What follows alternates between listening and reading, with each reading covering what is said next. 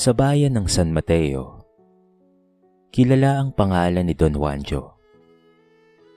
Isa siyang matatag at mayamang negosyante. May malawak na hasyenda, bodega ng palay, at ilang negosyo sa baryo. Kapag dumaraan ang kanyang sasakyan sa kalsada, napapalingon ng mga tao. Tahimik man siya, pero ang aura niya ay nakapagpapatigil ng puso ng sinuman. Ngunit kakaunti ang nakakaalam kung papaanong nagsimula ang kanyang buhay. Noong kabataan, isa lamang siyang mahirap na magsasaka.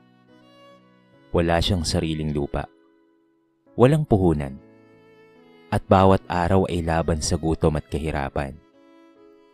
Madalas siyang kutsain ng ibang tao sa baryo. "Juancho, hanggang bukid ka na lang habang buhay," sabi ng ilang may-ari ng lupa. Ngunit sa halip na malugmok, ginawa niyang inspirasyon ng bawat pangungutya. Nag-ipon siya ng kaunting pera mula sa maliit na kita. Nagtiyaga sa ilalim ng araw at dahan-dahang nakabili ng sariling lupa. Doon niya itinanim ang palay at kulay. Sa bawat aning ibinibenta, nadadagdagan ng kanyang puhunan. Tuwing gabi, pagod man at pawisan, nakaupo siya sa maliit na upuan sa gilid ng bahay at pinaplano ang kinabukasan. Lumipas ang maraming taon.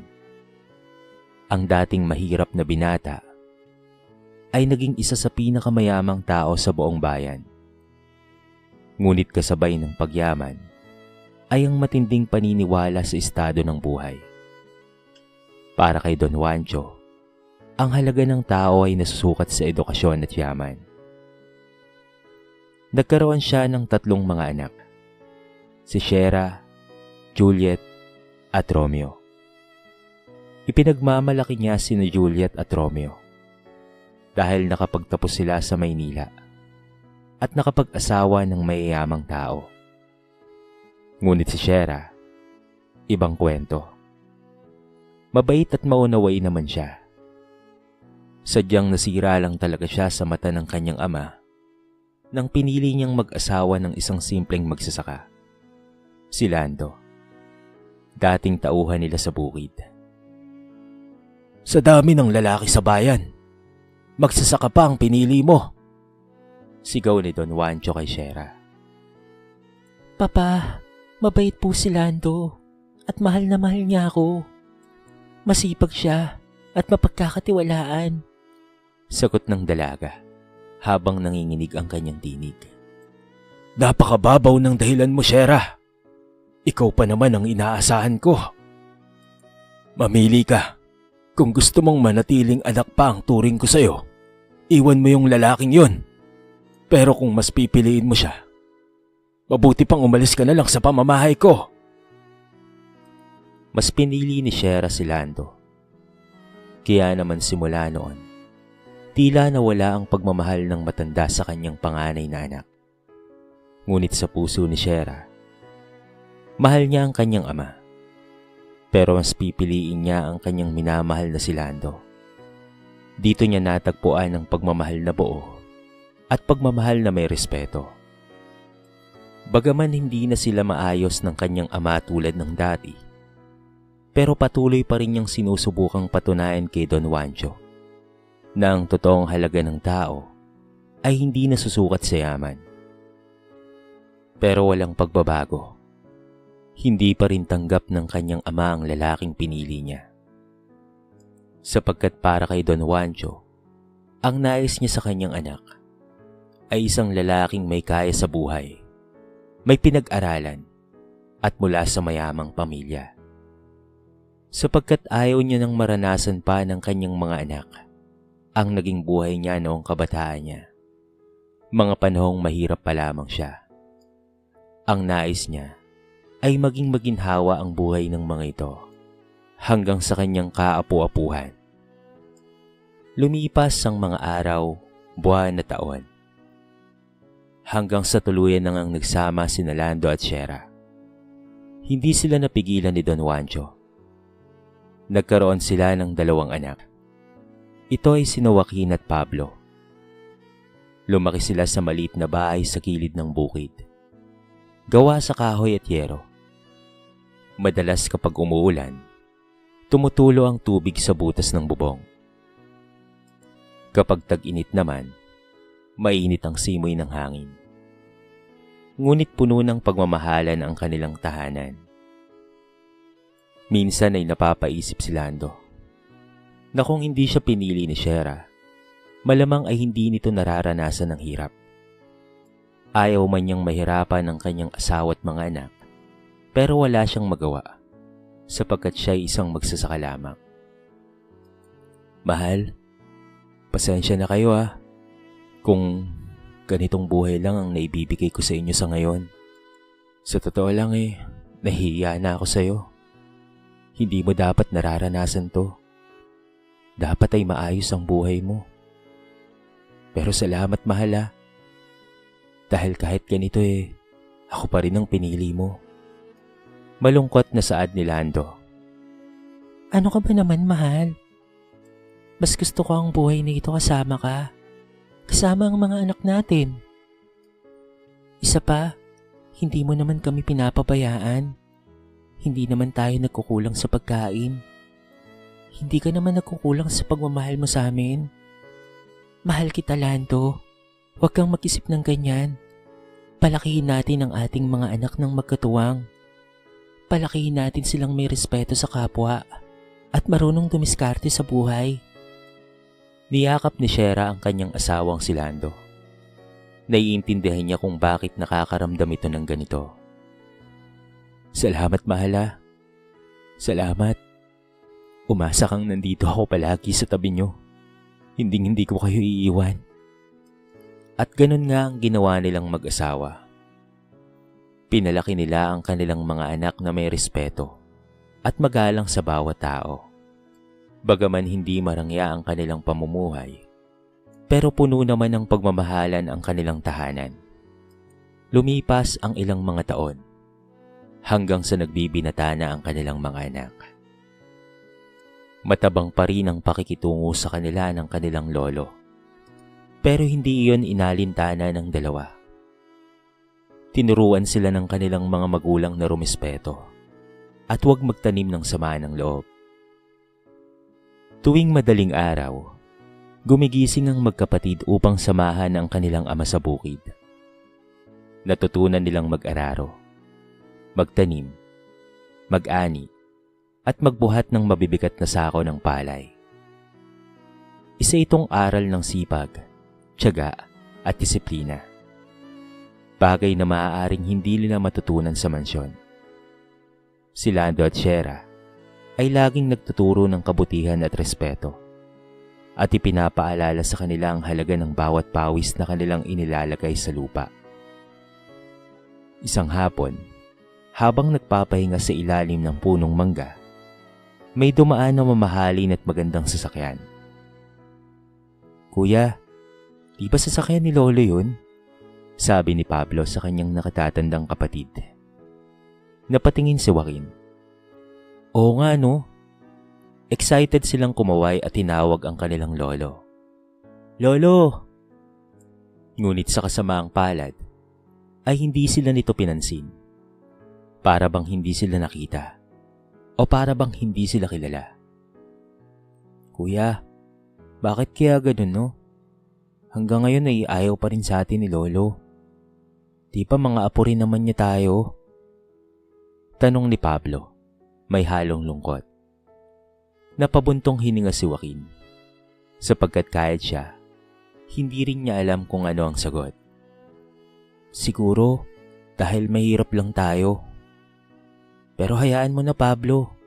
Mahal naman tayo ni nanay at tatay. Hinawakan ni Joaquin ang ulo ng kanyang kapatid. Halika, mamitas na lang tayo ng mangga. Napangiti naman si Pablo. Bagaman malungkot sa kanyang puso, pero pinili na lamang niyang iwaksi sa kanyang isipan ang bagay na yon. Tama ang kuya niya. Ang mahalaga ay mahal sila ng kanilang mga magulang. Samantala, Sa kabilang bahagi naman ng bayan, lumaki ang mga paboritong apo ni Don Juancho, sina Briggs, Tolome, at Warren. Mga anak ni na Juliet at pati na rin ang kapatid nitong si Romeo. Sa mga napangasawa nilang may kakayahan sa buhay, may sariling kwarto ang mga ito. May mga mamahaling gadget, naka-aircon, at may kanya-kanyang sasakyan. Lumaki silang mayabang at tamad. Laging nasa bisyo at nakakalimot sa respeto. Sa madaling salita, spoiled ang mga ito. Naibibigay ang kanilang luho. Hindi kailangang magtrabaho. Hindi kailangang paghirapan ng bawat araw. Malayong malayo sa magkapatid na sina Joaquin at Pablo. Sa tuwing may reunion o handaan sa kanilang mansyon, imbitado naman ang pamilya ni Shera. Dumadalo sila sa mga pagtitipon. Pero ramdam at halatang halata ang trato sa kanila. Bagay na hindi naman ikinasama ng loob ni Shera. Sapagkat marahil ito ang naging kapalit ng pagsuway niya noon sa kanyang ama. Isang gabi, hindi inaasahang narinig ni Don Juancho ang pag-uusap ng kanyang mga apo. Ang dami talagang pera ni Lolo, no? Pag namatay siya, sa atin mapupunta ang lahat. Napatingin ang matanda sa kanila. Walang kaalam-alam ang mga ito na naroon siya. Para bang nasisihan pa ang mga ito. At tila excited silang mawala siya sa kanilang landas. May kung anong bumigat sa dibdib ng matanda. Hindi niya inaasahan na ganito ang kanyang maririnig. At hindi niya inaasahan na ganito pala ang iniisip ng kanyang mga paboritong apo. Ang buong akala niya, sa pamamagitan ng pagbigay niya ng lahat ng bagay sa mga ito, ay susuklian siya ng pagmamahal. Pero hindi pala. Malayo sa matagal na panahon niyang pinaniwalaan. Kaya naman nakaisip siya ng ideya. Gusto niyang makumpirma kung totoo ba ang kanyang mga narinig o isang guni-guni lamang. Isang araw, kumalat sa buong bayan ang isang nakakagulat na balita. Nalugi na daw ang mga negosyo ni Don Juancho. Naibenta na raw ang mga lupa. Wala na raw siyang pera. Usap-usapan sa kanilang lugar. Ang mga tao ay nagulat, nagusisa, at nagpalipat-lipat ng haka-haka. Ang ilan ay natuwa sa sinasabing pagbagsak ng kilalang negosyante. Habang ang iba naman ay nakaramdam ng simpatya. Sa loob ng mansyon, tinipon ni Don Juancho ang kanyang pamilya. Sina Juliet, Romeo, kasama ang mga asawa nito, at pati ang kani-kanilang mga anak. Tahimik ang sala. Walang umiimik kahit isa. Hanggang sa binasag ni Don Juancho ang katahimikan. Wala na ang negosyo ko. Naibenta ko na rin ang aking mga ari-arian. Naloko ako ng aking mga kasosyo. At hindi ko alam na unti-unti na palang nalulugi ang ating kumpanya. Dahil sa kanilang mga narinig, nanlaki ang kanilang mga mata. Paano nangyari yan, Papa? Tanong ni Juliet, puno ng pagkabigla at kaba. Naloko ako sa negosyo. Napakabilis ng mga pangyayari. Sagot ni Don Juancho. Hawak ang kamay sa dibdib na para bang may mabigat na nakapasan. Ang kanyang boses ay nanginginig pa. Hindi siya makatingin ng diretso sa kanyang mga anak at mga apo. Dahan-dahan silang nakaramdam ng kakaibang takot. Ang taong matagal nilang tinitingala at hinahangaan, ngayon ay tila napakahina sa kanilang harapan. Para bang ordinaryong tao na lamang ito. Malayo sa dating matikas na lolo at ama. Hindi naman nakapagtatakang mabilis lamang itong naipaliwanag ni Don Juancho, sapagkat wala namang alam ang mga ito patungkol sa negosyo. Namuhay lamang sila ng palaging umaasa sa bigay ng matanda. Umaasa sa marangyang buhay na meron sila. Makikita sa mukha ng kanyang pamilya ang pagka-disappoint, lalo na sa reaksyon ng kanyang mga apo. Iniisip nila kung papaano na ang kanilang mana, ang manang lagi nilang inaasahan, ang manang magsusuplay ng kanilang mga luho at lahat ng kanilang pangangailangan. Ang lahat ng iyon ay naglaho na parang bula. Kaya naman tanong nila sa kanilang sarili, paano na kami? Paano na? Sa mga sumunod na araw, nagbago na ang pakikitungo ng pamilya sa kanya. Hindi na siya halos pinapansin tulad ng dati. At madalas lamang siyang nakikita sa sulok ng silid na walang kausap. Sina Juliet at Romeo, pati ang kanilang mga asawa, ay para bang laging balisa. Hindi alam kung saan na sila pupulutin. Bagaman may mga pinag-aralan, iba pa rin talaga ang mga taong nasanay na laging umaasa. Hindi na rin siya pinapansin o nilalapitan pa ng kanyang mga paboritong apo.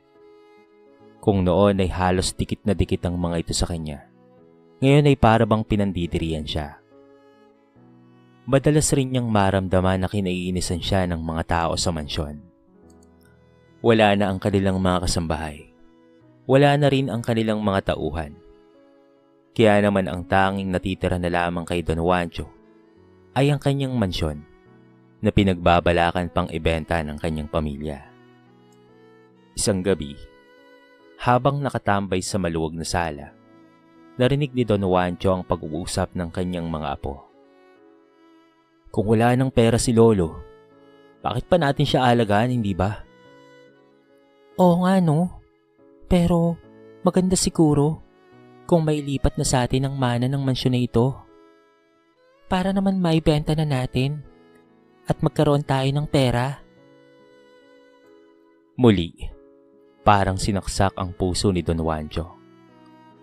Ang mga apo na kanyang minahal, ang mga batang pinaghirapan niyang turuan ng tamang asal, ay nagpakita ng tunay nilang kulay. Mapagmataas, makasarili, at walang malasakit. Kaya naman ang gabing iyon, hindi niya na kailangan pang magsalita.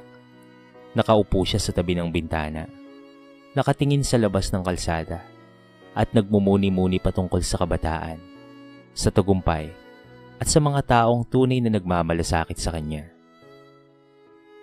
Sa kabila ng sakit sa damdamin, may tinatago sa kanyang mga labi. Alam niya na ang bawat hakbang na kanyang gagawin ay may layuning masusukat ang puso ng kanyang pamilya, ang tunay na pagmamahal at ang malasakit.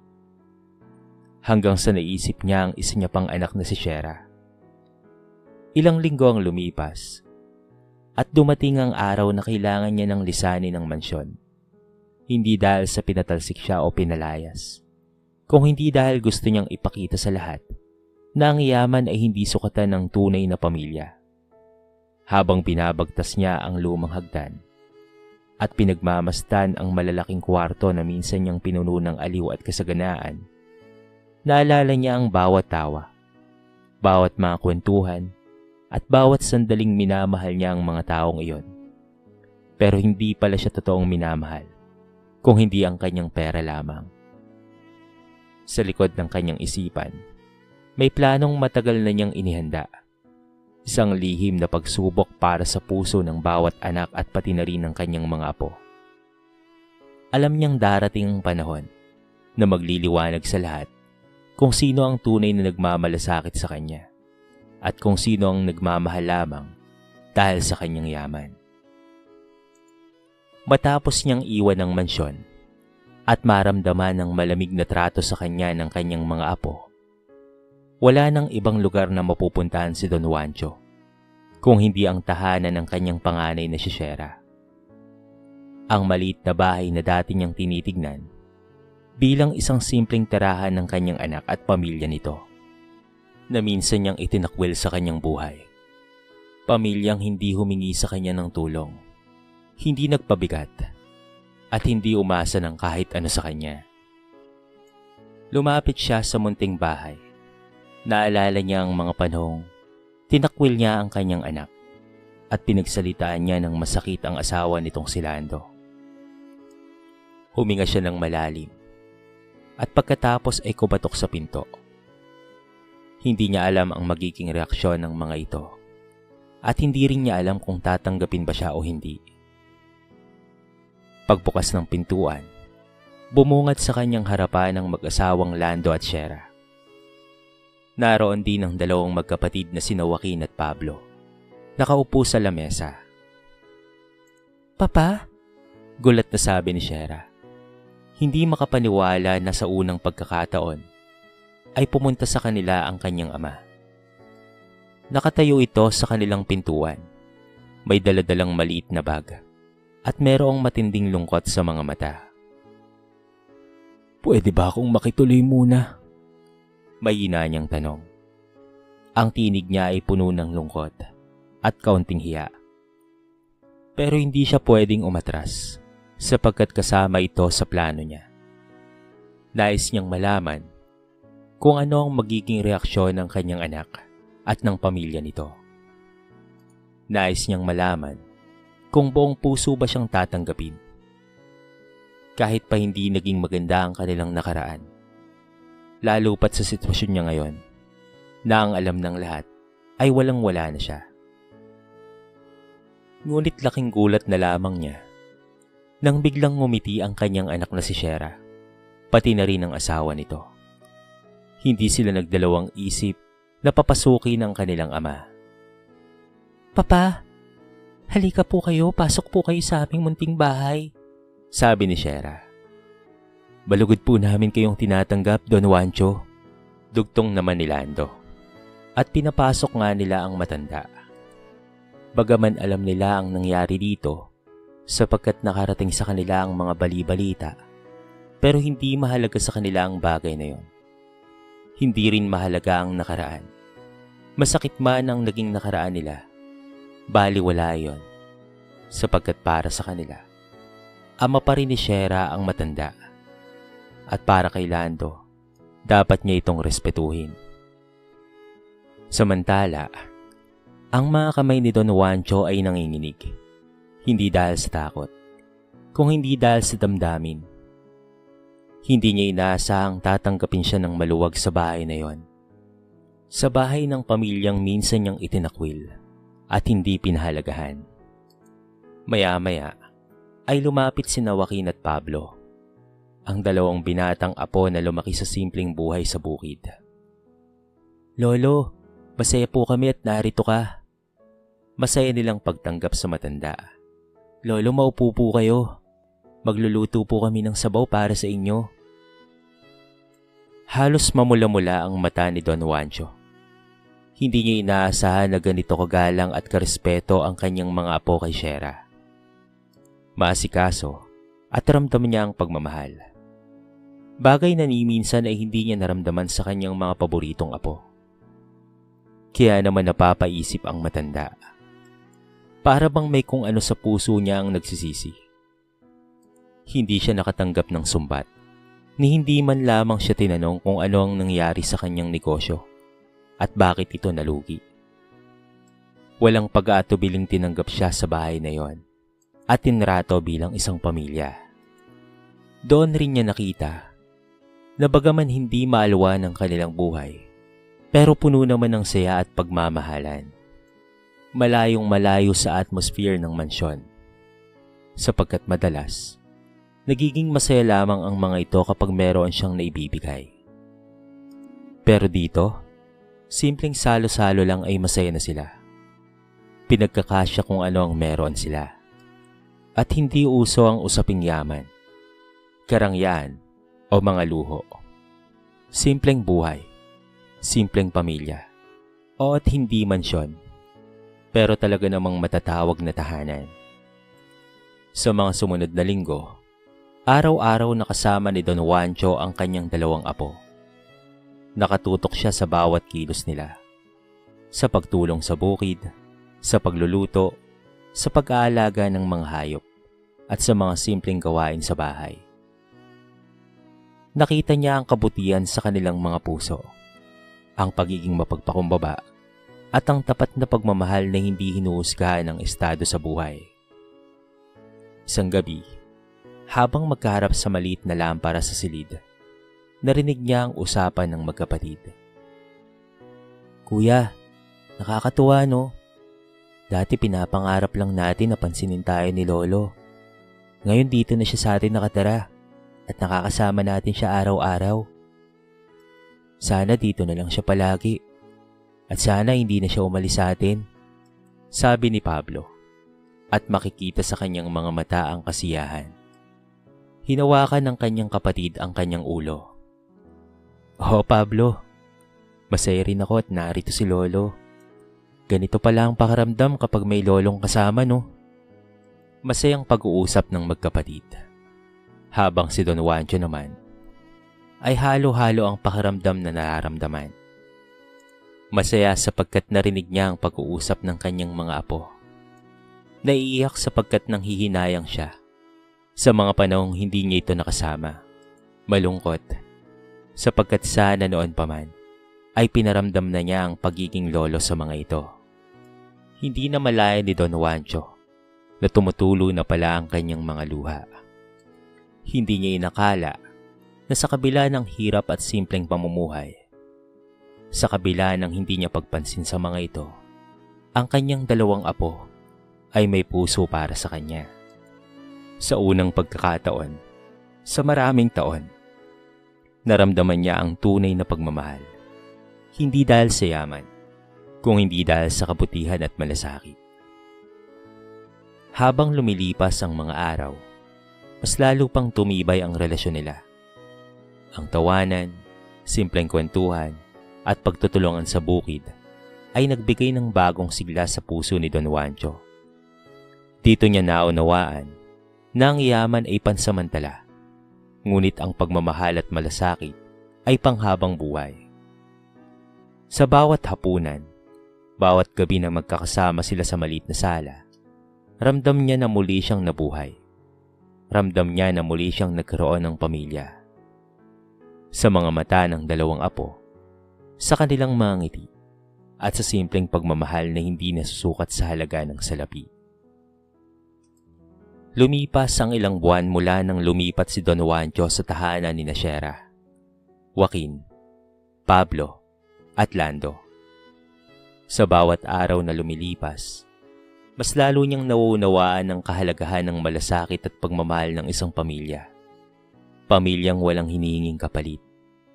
Nakita niya ang kabutihan sa mga ito, lalo na sa kanyang dalawang apo.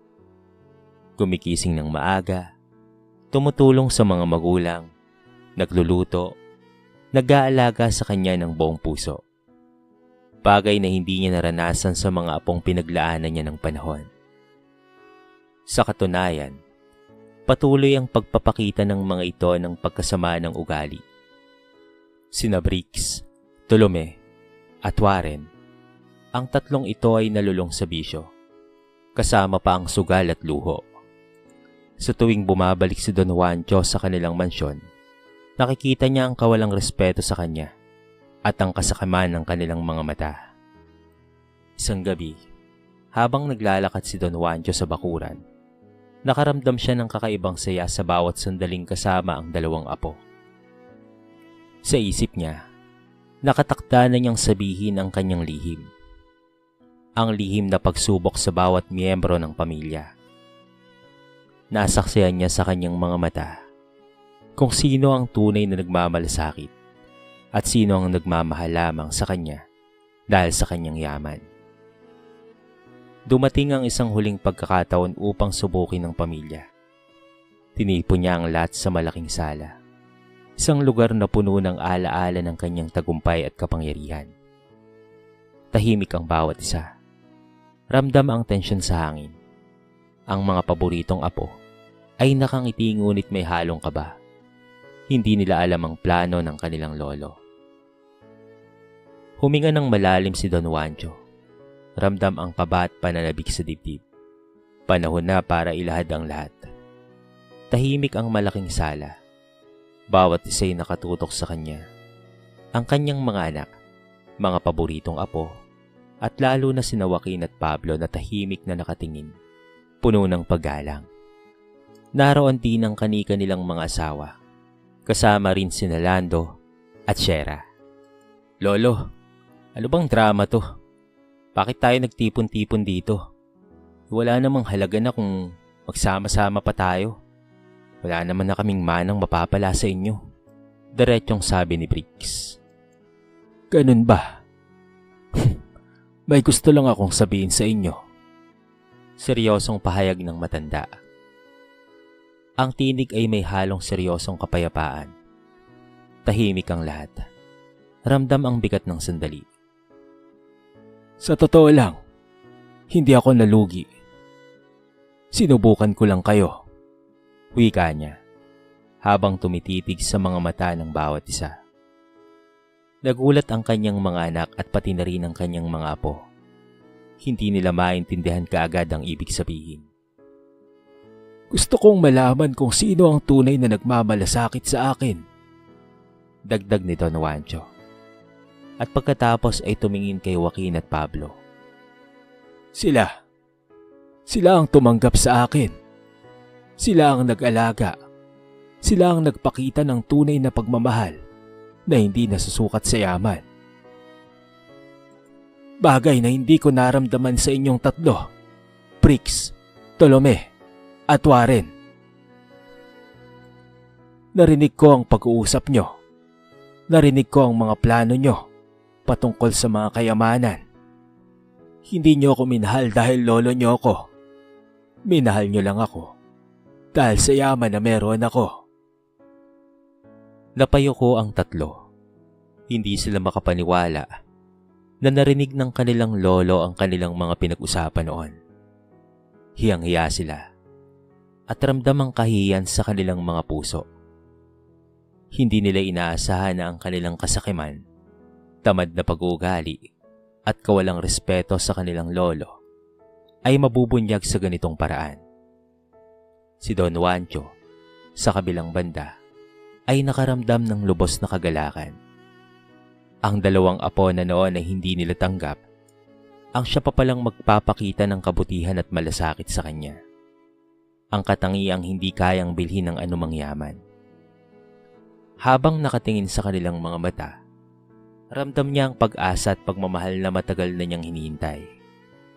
Simula ngayon, patuloy niya, lahat ng aking mga ari-arian, negosyo, at mga lupa ay mapupunta sa inyo, Joaquin at Pablo. Ngunit higit pa sa material na bagay, natutunan ko na ang tunay na kayamanan ay ang puso ng isang tao, ang malasakit at pagmamahal na walang hinihinging kapalit. Salamat sa inyo mga apo. Salamat sa pagmamahal at pagtanggap sa akin. At salamat din sa inyo, Shera at Lando. Patawarin niyo ako sa nagawa ko noon sa inyo. Labis kong pinagsisisihan ang bagay na yon. Patawad anak. Gusto ko lang maging mabuti ang kinabukasan mo. Pero nagkamali ako. Mas maganda pala ang naging buhay mo kay Lando. Sa kabila ng hindi marangyang buhay. Pero mayaman naman kayo sa pagmamahal, respeto, at pagtuturo ng magandang asal sa aking mga apo. Patawad mga anak. Patawad. Halos maluha-luha si Shera sa kanyang narinig. Hindi niya inaasahang hihingi ng tawad sa kanila ang kanyang ama. Papa, matagal na po namin kayong napatawad at hindi po kami nagtanim ng sama ng loob sa inyo. Mangiyak-ngiyak na sabi ni Shera. Salamat anak. At salamat sa iyo, Lando. Salamat sa pagmamahal mo sa aking anak at mga apo at sa pagtuturo sa kanila ng magandang asal. Wala po yun, Don Juancho. At isa pa, obligasyon ko pong pangalagaan sila at mahalin. Dahil ang pamilya ko po ay mahal na mahal ko. Habang nakikinig, napaluwa sina Joaquin at Pablo. Ang kanilang mga mata ay puno ng pasasalamat sapagkat hindi nila inaasahang tatanggapin sila ng kanilang lolo. bilang apo nito.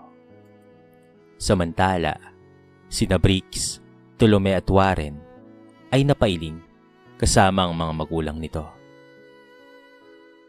Natuto sila ng isang mabigat na aral. Ang yaman at karangyaan ay pansamantala, ngunit ang kabutihan ng puso at pagmamahal ay walang katapusan. Sa gabing iyon, ang mansyon ay naging saksi sa isang makapangyarihang pangyayari. Ang muling pagbabalik at pagtanggap at pagkakaisa. Ang puso ni Don Juancho ay puno ng kasiyahan.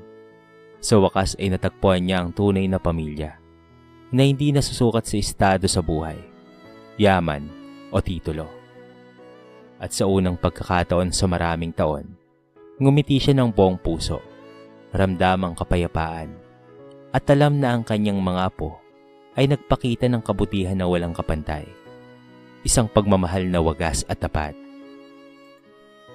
Lumipas ang maraming taon mula nang maipamana ni Don Juancho ang kanyang kayamanan sa dalawang apo niyang tunay na nagmamalasakit sa kanya. Walang iba kung hindi sina Joaquin at Pablo. Sa panahong iyon, unti-unti namang nalulong sa sugal at bisyo sina Briggs, Tolome at Warren. Ang kanilang karangyaan ay naubos, at ang dating marangyang buhay ay nauwi sa pagkabigo at kahihiyan.